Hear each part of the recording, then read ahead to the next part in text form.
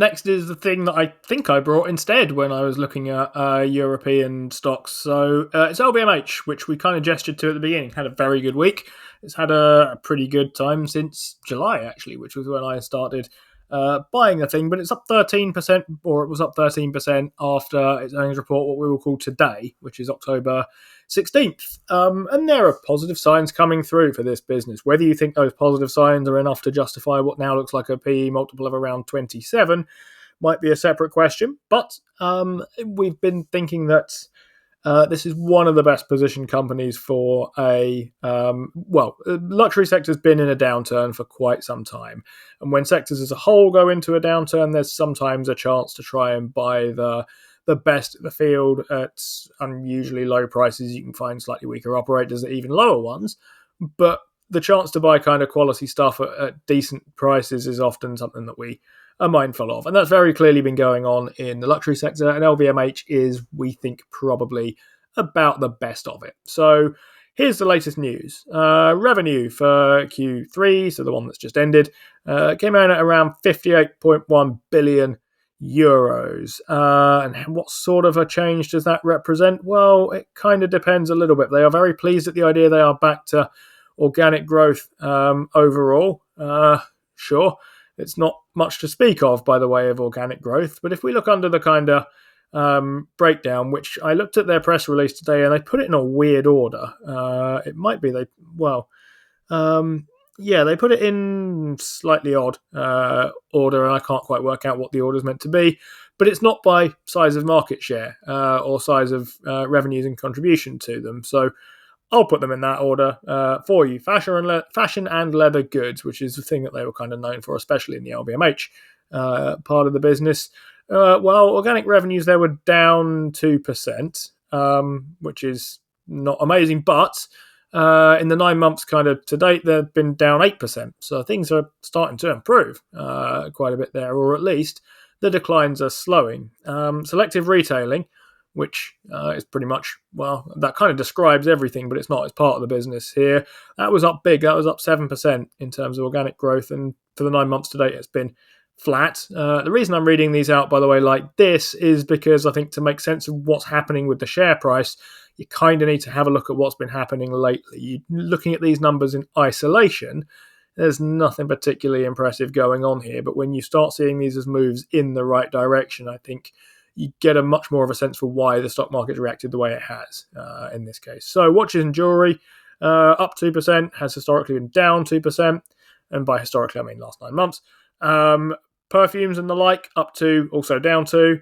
Wines and spirits, up 7, previously down 7. Down 1, I think I've got here. But I've got negative on that for the last 9 months and things going higher now. So, good news we want to say then for Diageo, right? No. The strong demand is coming from the areas that Diageo is not really exposed to. Wines and champagnes are doing very well. Spirits like cognac are still having a miserable time. They are still going backwards. We will wait the day when Diageo shows signs of a turnaround, and we will probably foresee it coming in the LVMH results, but this is not obviously that day. They said some interesting things about what's going on in the fashion division recently, and they said where previously they'd been seeing fairly strong demand from tourists, they're now starting to see fairly strong demand from locals. This isn't just something that they report, it's something that analysts care about quite a bit here, because in the way we think about one-off growth and recurring growth or underlying earnings and IFRS or whatever earnings, what we get in the case of LVMH is kind of revenues that come from tourists and revenues that come from locals, and local demand is considered to be much more kind of stable and recurring or something like that, whereas tourists are sort of more one-shot, big spend, cyclical, don't come back again for ages type thing. So seeing that shifting towards what analysts would consider to be the more reliable or higher quality, I guess they might say, sales stream is something to have a look at here. In the watches and jewellery section, they've been working quite hard on Tiffany as a brand, been pushing it kind of further upscale than it had been before, busy rolling out quite a lot of stores. This seems to be going pretty well. They think they're seeing good signs of kind of momentum and results coming through here. Geographically, the kind of big place where they're selling more stuff is China. That's perhaps not a huge surprise, but China consumer spending is on its way back. I had seen this in some analyst reports before earlier in the quarter, and I used it as a reason for saying that I thought Burberry shares might go higher in my written stuff because we tend to focus on the UK over at the Full. And I think Burberry shares did go higher today on kind of news of this. So strong signs of demand there. The US was not bad. It was about sort of 3% higher. I think in Europe and Japan, still letting the side down here a little bit. So overall, by themselves, not a massively impressive set of results, I think, by nearly any standards here, Steve. But the thing the stock market's really excited about, as far as I can tell, is signs things are moving in the right direction. And I'm not sure they were particularly expecting them to turn just yet. Revenues growth had been going backwards. It's now back into positive territory, or at the very least, it's stabilised. Is that worth 13% to the share price for you? Good question, Steve. Why do we own this again? It's actually 19% in the last month, Steve. So it's a fairly sizable jump up. So when I look through this report, I was looking for things that aren't getting worse, and pretty much across the board, there was areas where it wasn't getting worse. Europe was the main weak spot, I would say, through this report. Revenue from tourist spending was negatively affected by essentially the currency fluctuations. But other than that, it was a report. It was a decent report. So this was a report. When you take it in context, Steve, you could say it's not getting any worse. And the bits we heard in the call were essentially there's a luxury recovery happening in various areas. So as you said, Steve, mainland China, quite a noticeable turnaround. And whilst they're cautiously optimistic about the next quarter, I think the China sales look pretty good. Sephora continued to be very good for them. This is in the selective retailing segment, 7% growth, very good. The fastest growing division, but I think it has been for quite a while now. They said that the Hailey Bieber's Road beauty line, Steve, which I'm sure we're both very familiar with, has been... I was going to say, the stuff we read out on this show. Yeah. Well, they said it's been successful and it was record breaking.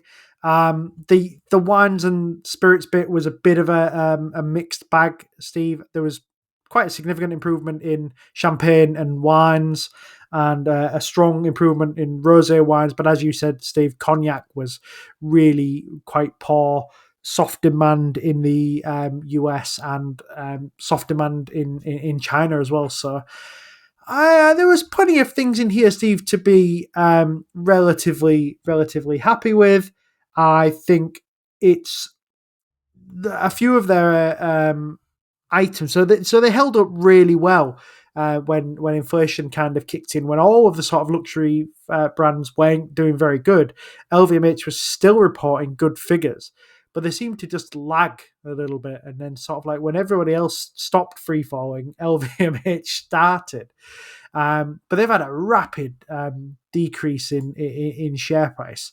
So the Defender, Steve, the reason we own it, I think, is because we saw that period where everybody else wasn't doing very well and LVMH was, as a period of extreme strength. And turned out not quite to be the case. But I don't feel like we were misled by the company in any way there, Steve. And I think it was just one of those where you could see there's obvious quality in this company, there's obvious quality in the leadership. There's obviously people at the top of this company who've been through this many times. I think Bernard Arnault's been there since '89, I think it was, when I wrote about this.